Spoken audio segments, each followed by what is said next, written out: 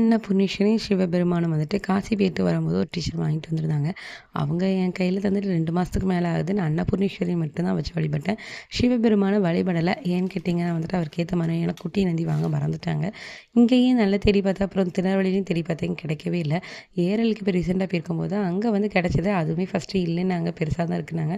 குடோன்ல தேடி பார்த்து கிடைச்சது. அப்புறம் வந்துட்டு முருகரையும், விநாயகரையுமே சேர்த்தே வாங்கிட்டு வந்தாச்சு. வாங்கிட்டு வந்து ஊருக்கு வந்ததுக்கப்புறம் வந்துட்டு அபிஷேகம் ஆராதனைலாம் பண்ணிட்டு வீட்டில் அந்த பேரிச்சம்பழமும் வச்சு கும்பிட்டாச்சு. கல்யாணம் முடிஞ்ச புதுசுல வந்துட்டு அம்மா விக்கிரகங்கள் வச்சு வழிபட வேண்டாம், லேட்டரா பார்த்துக்கலான்னு சொன்னாங்க. சுவாமியே நம்மள தேடி வந்திருக்காங்க, ஏன் வந்துட்டு விநாயகரையும் முருகரையும் விடுவோமேன்னு சொல்லிட்டு அப்படியே அவங்களையும் ஏரலையும் வாங்கிட்டு வந்தாச்சு. அன்னைய நைட்டுக்கு டின்னருக்கு வந்துட்டு இடியாப்பம் தான் பண்ணியிருந்தேன். கடுகு, உளுந்தம் பருப்பு, கடலைப்பருப்பு, அப்புறம் தக்காளி, வெங்காயம்லாம் வதங்கினதுக்கப்புறம் கொஞ்சமாக மஞ்சப்பொடி, காயப்பொடி, அதுக்கப்புறம் புளிக்குழம்பு பொடி இல்லைனா புளியோதரை பொடியெல்லாம் போட்டு நல்லா வதக்கிட்டு எடுத்து வச்சிருந்த இடியாப்பம், அப்புறம் ஒரு கைப்பிடி அளவுக்கு தேங்காய் துருவல், ஒரு கைப்பிடி அளவுக்கு கொத்தமல்லி இலை போட்டு நல்லா கிளறிட்டு சர்வ் பண்ணி பாருங்கள். டேஸ்ட் அண்ட் எம்மியாக இருக்கும்.